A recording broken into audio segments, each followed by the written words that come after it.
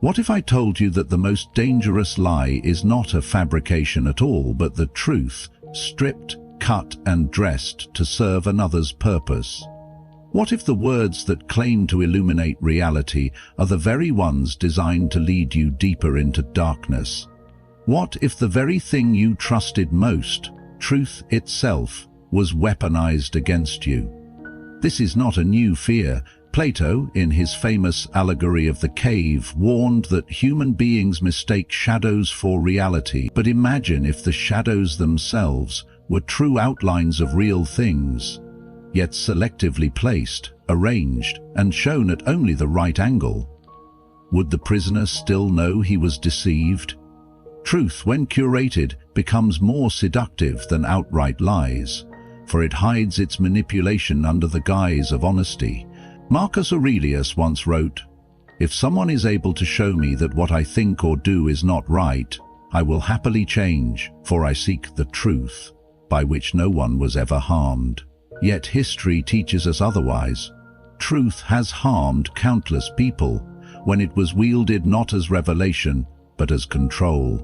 A half-truth, a strategic omission, a carefully timed confession, these have been the tools of rulers, seducers, and manipulators since the beginning of civilization. Consider the politician who tells the public about an enemy's aggression, but omits their own provocations. The truth is spoken, but not the whole truth. Or the partner who admits to one mistake, only to distract from a deeper betrayal. Confession feels like honesty, yet it is merely sleight of hand. In both cases, the listener is lulled into a false sense of transparency. Nietzsche, ever the provocateur, declared that truths are illusions which we have forgotten are illusions. He meant that what we call truth is always filtered through perspective. But Nietzsche also saw how power thrives on this selective framing. The tyrant need not invent falsehoods, he need only curate fragments of reality that bind his subjects in obedience. And so we must ask, is truth always good, or can it become, in the wrong hands, more dangerous than lies? In our age of information, where headlines scream facts without context, where screenshots of partial conversations go viral, where governments release declassified documents riddled with blacked-out lines, we live in a world flooded with truth that blinds as much as it illuminates. We have entered what Sartre might call the bad faith of truth, where we cling to fragments of reality, not to find freedom, but to escape responsibility. This video will uncover how truth is used not simply to reveal, but to manipulate. We will explore how philosophers and psychologists, from Plato to Jung, from Freud to Marcus Aurelius, understood this dangerous paradox. We will examine how leaders and institutions weaponize truth, how propaganda and media thrive on half-disclosure, and how, even in our most intimate relationships, selective honesty can bind us in invisible chains. But most of all, we will uncover how to defend ourselves. For while lies can be spotted, partial truths can enslave. And if you cannot discern the difference between truth as revelation and truth as manipulation, then you will always be at the mercy of those who know how to wield it. This is not just philosophy, this is survival. For centuries, humanity has pursued the idea of an absolute, unshakable truth, a truth untouched by bias, untouched by perspective, untouched by human hands. Philosophers from Plato to Descartes built their legacies on the dream that there exists a realm of certainty, a bedrock upon which we could stand. Yet history shows us that every time this pure truth is proclaimed, it is almost always followed by manipulation. Think of the medieval church, which claimed possession of divine truth. It was not that what they taught was entirely false. Indeed, much of it was grounded in genuine scripture. But because they declared their interpretation as the only possible truth, dissent became heresy. The burning stake, the dungeon cell, the silenced voice. All were justified not by lies, but by the monopoly on truth. In this way, truth becomes not a light, but a weapon. Nietzsche shattered this illusion when he argued that there are no facts, only interpretations. He did not mean that nothing is real, but that what we call truth is always filtered through human perspective. Even science, which prides itself on objectivity, is built on interpretation, on the framing of experiments, on the limits of measurement, on the assumptions beneath the method. Truth in its purest form may exist, but by the time it reaches human ears, it is dressed in interpretation. And this is where the illusion becomes dangerous. When someone claims to give you the whole truth, you should immediately become suspicious. No human being can provide the whole truth. To speak at all is to select. To narrate is to omit. To reveal one thing is to conceal another. The illusion of pure truth is the manipulator's first trick. They use it to disarm you, to make you believe that because they revealed one part, they revealed all. Think of modern media.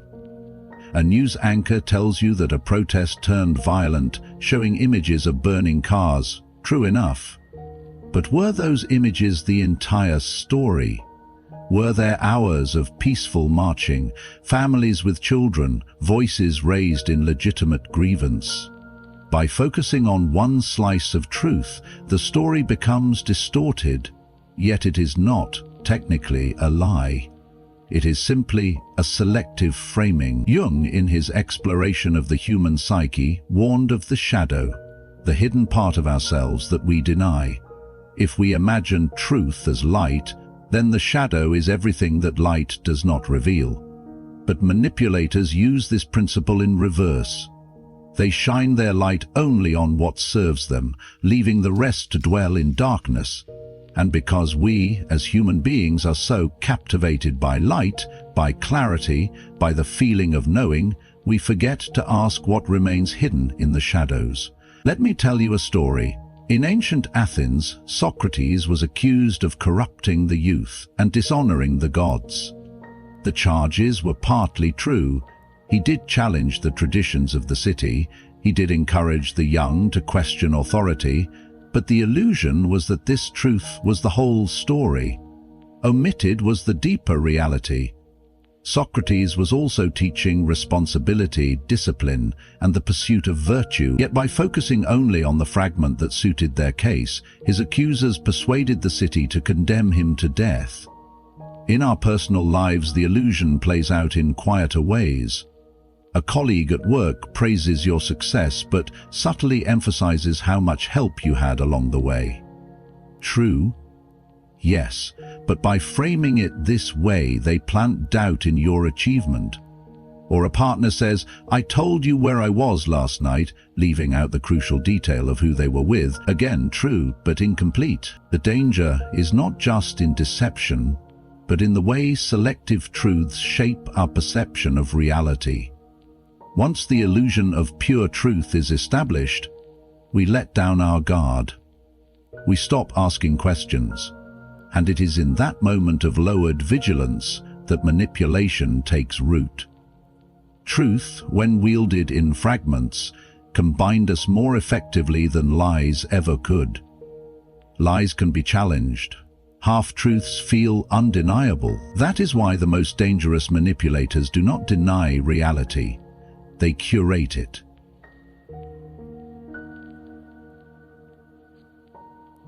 If lies are blunt instruments, then half-truths are precision weapons. They pierce not by overwhelming us with falsehood, but by lacing just enough reality into their delivery that resistance feels impossible. A lie can be rejected. A half-truth worms its way into our trust. Think of the serpent in the Garden of Eden. It did not outright deny God's word, it twisted it. Did God really say? Was not a blatant contradiction, but a subtle reframing. The serpent offered Eve a fragment of truth, that eating would open her eyes, yet concealed the price. The result was not mere deception, but a weaponized truth that reshaped destiny itself. History repeats this pattern. During World War II, Nazi propaganda often relied less on outright fabrications than on selective emphasis. It highlighted real economic struggles, real resentments from the Treaty of Versailles, real anxieties about foreign influence. These truths resonated deeply with a humiliated nation, but framed without context, without balance, they became fuel for hatred and justification for atrocity. Half-truths did what lies alone could not. They mobilized millions. Even in modern life, the weaponization of half-truths thrives. Politicians release reports highlighting one positive indicator, economic growth, a drop in crime, while burying statistics that show rising inequality or systemic breakdown. Corporations market natural products by emphasizing one authentic ingredient while concealing harmful additives. Social media influencers present glamorous lifestyles with real snippets of joy while concealing the exhaustion, debt, or emptiness behind the curtain. Each case contains truth, yet by omission, the truth becomes a weapon. Carl Jung warned that manipulation often begins with projection, the act of revealing one part of ourselves while concealing the shadow. But manipulators use projection outward. They show one part of reality and hide the rest, forcing you to see through a distorted mirror. Freud, too, recognized this in Repression. Fragments of truth break through consciousness, but never the full picture, leaving us vulnerable to misinterpretation. Let me share a story. In the 1990s, tobacco companies publicly admitted that smoking carried risks. They acknowledged truths about health. But notice what they left out: the addictive nature of nicotine, the depth of their own research proving the dangers, the manipulation of marketing campaigns aimed at children. The admission of partial truth disarmed critics. It made the corporations look honest, while the concealed truths ensured profits continued to flow. The half-truth became not a confession, but a shield. In relationships, half-truths are equally corrosive. A partner admits to meeting an ex for coffee, but frames it as a harmless catch-up, omitting lingering feelings or intentions. A friend confesses a mistake, but downplays its significance, leaving you with only part of the story. These fragments feel like honesty, but they function as camouflage. The wound is not the absence of truth, but its mutilation. Nietzsche once remarked that the most common lie is that which we tell ourselves. Half-truths are dangerous, not only when others use them, but when we wield them inwardly. We justify a bad habit by highlighting one small benefit while ignoring the broader damage. We excuse cowardice as prudence, laziness as rest, cruelty as honesty. By feeding ourselves half-truths, we manipulate our own conscience. The weaponization of half-truths works because it feeds the mind with something digestible, something believable. Too much reality at once overwhelms, too much falsehood repels. But fragments, carefully chosen, strategically revealed, slip past our defenses. They form narratives that feel solid while resting on hollow ground. This is why manipulators rarely need to lie outright. Lies can be disproven, but half-truths, they endure, they cling, and in clinging they reshape how we see ourselves, others, and the world. To understand how truth can be used as a tool of control, we must return to the great thinkers who wrestled with its nature.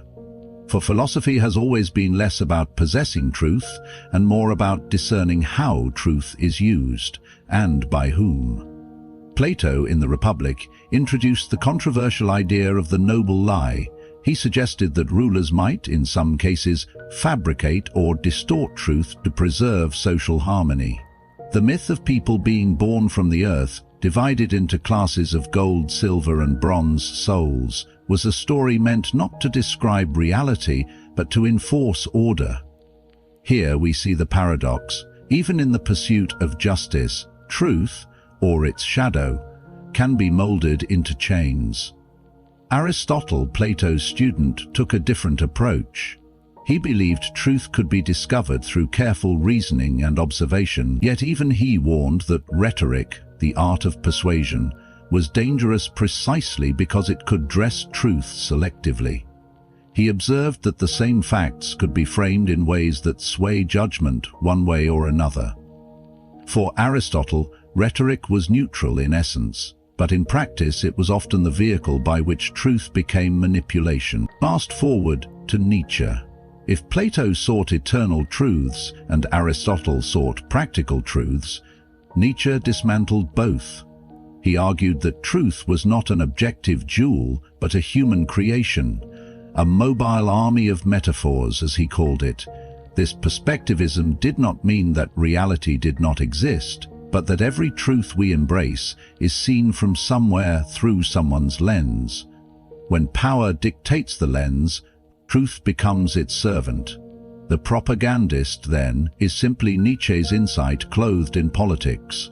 Freud carried this into the psychological realm. He showed how truth about ourselves is often hidden, repressed into the unconscious, only to emerge in distorted forms.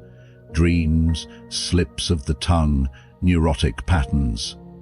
If our own minds manipulate truth to protect us from unbearable realities, how much easier it is for others to manipulate us by feeding us carefully measured doses of truth.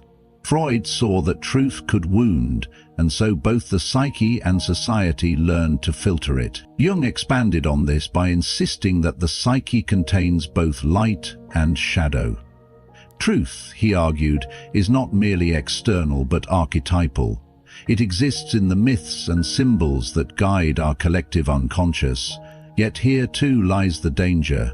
Myths can reveal truth, but they can also mask it. A manipulator who knows how to wield myth, whether religious, nationalistic or personal, does not need to lie. They only need to amplify one symbolic truth while silencing another. Sartre, the existentialist, brought the question to the individual. In his notion of bad faith, he argued that people often cling to partial truths to avoid freedom. For example, the waiter who insists, "I am just a waiter," embraces a fragment of reality while denying his broader potential. Sartre saw this self-deception as a manipulation we inflict on ourselves, but also one easily exploited by others. If you accept only a fragment of who you are, you become easier to control. Each philosopher circles the same paradox. Truth is never neutral. Plato saw it bent for stability, Aristotle saw it bent for persuasion, Nietzsche saw it bent by perspective, Freud saw it bent by repression, Jung saw it bent by myth, Sartre saw it bent by choice. The bending is inevitable. The question is, who controls the bend? A truth is wielded by the powerful, it becomes a sculptor's tool. Whole societies can be shaped by fragments of reality hammered into the form of necessity. The French Revolution declared liberty, equality, fraternity, a truth about human dignity, but left out women and colonies. The American Declaration of Independence proclaimed that all men are created equal, a truth stirring in its clarity, but concealed the persistence of slavery. These were not lies, they were truths, wielded selectively to inspire and simultaneously to control. And so we stand on dangerous ground. If even the philosophers admit that truth is fragile, interpretive and manipulable, then how do we trust it? Perhaps the answer lies not in demanding pure truth, but in learning to question whose truth we are hearing and what silences surround it. The human mind does not merely receive truth, it edits, filters, and reshapes it. We imagine that when we hear someone speak honestly, we are encountering reality, but psychology teaches us otherwise. Even when people believe they are being transparent, what we receive is always selective, and when selectivity becomes intentional, truth transforms into a subtle tool of persuasion. Freud was among the first to show how this operates internally. He described repression as the mind's way of keeping unbearable truths hidden. A person may reveal fragments, confessing to stress or sadness, while concealing the deeper trauma driving it.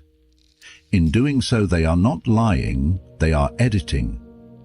Manipulators exploit this natural tendency by giving us partial confessions. They feed us just enough to appear vulnerable, while concealing the part that would truly hold them accountable. Carl Jung deepened this insight through the idea of the shadow. Each of us carries within us traits and desires we deny. When speaking truth about ourselves, we emphasize the aspects that preserve our image, while leaving the shadow buried. But the skilled manipulator reveals just enough of their shadow to seem authentic. They admit to flaws, impatience, ambition, insecurity, but never the flaw that would expose their real intentions. The partial revelation disarms us. We think, this person is honest, when in fact their honesty is carefully staged. Modern psychology has given this tactic a sharper lens. Cognitive behavioral theory shows how framing alters our perception of truth. Imagine someone tells you, "I failed at this task because I'm unlucky." That framing shifts attention away from responsibility. The fact of failure is true, but the explanation manipulates. By choosing how to reveal truth, whether as blame, chance, or inevitability, people control how others interpret it. Consider political scandals. When leaders are caught in wrongdoing, they often issue controlled disclosures. They admit to minor details before larger ones are uncovered. A president admits to poor judgment long before admitting to corruption. A CEO admits to isolated incidents before data proves systemic abuse. These partial truths serve a psychological function. They create the illusion of transparency while buying time, softening outrage, and shaping the narrative. Neuroscience confirms why this works. Our brains crave closure. When given part of a story, we instinctively fill in the gaps. This is the principle behind the Zeigarnik effect. Unfinished stories linger in the mind, demanding resolution.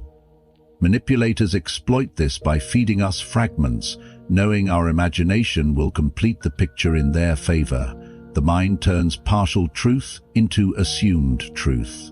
A modern example, corporate press releases. When a data breach occurs, companies often disclose the event but minimize the scale. They say, some customer information may have been exposed, when in reality millions are affected. The selective revelation is technically true but psychologically powerful. It downplays the crisis, calms investors, and keeps customers from panic.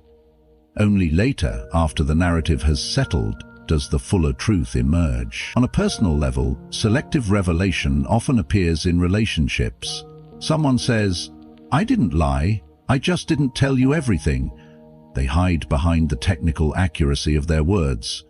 A spouse reveals a night out but omits who they were with. A friend admits to borrowing money but leaves out how much. These omissions exploit the fact that we equate truth with completeness. Yet what is incomplete can still be true and still deceive. This is why Sartre's notion of bad faith is crucial. He warned that people use partial truths to avoid responsibility for their freedom. "I had no choice," someone says, presenting one aspect of reality while concealing the many choices they ignored. This selective framing is not just self-deception, it becomes a narrative offered to others to absolve blame. Selective revelation is manipulation precisely because it doesn't trigger our defenses. Lies raise suspicion, partial truths soothe us. We hear, "Yes, this is real," and assume nothing important has been concealed. But, as both psychology and history remind us, the most dangerous chains are not forged by falsehoods, but by the truths too incomplete to set us free. Abstract theory becomes most vivid when we see how it unfolds in the world around us. History is littered with examples of leaders, institutions, and movements that manipulated truth not by lies alone, but by carefully curated fragments of reality. These stories remind us that the selective revelation of truth has shaped wars, toppled empires, and reshaped entire generations. Take the Vietnam War. The American public was told that victory was near, that progress was steady, that the sacrifices were necessary. These statements were not entirely false. Battles had been won, strategies executed. But what was withheld were the mounting civilian casualties, the eroding morale of soldiers, and the futility of the larger campaign. The infamous Pentagon Papers, when leaked, revealed how the government had systematically filtered truth, not outright lies but half-truths designed to sustain public support. Here we see selective truth, prolonging a war that cost millions of lives. Consider the Catholic Church's response to abuse scandals. When revelations surfaced, the institution admitted to isolated cases of misconduct, while hiding the broader systemic cover-ups. Parishioners heard admissions of guilt and believed the matter was being addressed, only to learn later that far more was concealed. The damage here was not just to victims, but to collective trust. Selective truth gave the illusion of accountability while enabling continued harm. Closer to our own time, look at how governments release intelligence reports. When files are declassified, pages are often blacked out with thick black ink. What remains is technically the truth, but a mutilated truth. Citizens read the fragments and imagine they have transparency, when in reality the most crucial details remain hidden. In business, the same tactics prevail. During the 2008 financial crisis, many banks assured investors that their institutions were fundamentally sound. This was not a total lie. Some divisions were performing well, but by omitting the depth of toxic mortgage-backed securities, the banks weaponized partial truth to delay panic. By the time the full reality emerged, millions had lost homes, jobs, and savings. Once again, it was not the outright lie, but the strategic truth that caused devastation. Even in the digital age, manipulation thrives through selective truth. Social media platforms amplify stories that contain a seed of fact but are stripped of context. A short video clip goes viral, showing one side of an altercation, while the beginning and end, perhaps showing provocation or reconciliation, are cut away. The clip is true, but it becomes ammunition for outrage, division, and political warfare. We live in a world where attention spans consume fragments, and manipulators know it. Think, too, of marketing. When a food product is labeled low-fat, it is true, but the sugar content may be doubled. When a company boasts of eco-friendly packaging, it may be true, but the labor practices behind the product remain exploitative. Consumers are manipulated not through lies, but through truths that glow like neon signs, distracting us from what matters most. The same occurs in our intimate lives. A teenager tells her parents, "I was at my friend's house," which is true, but omits whose house it was later in the night.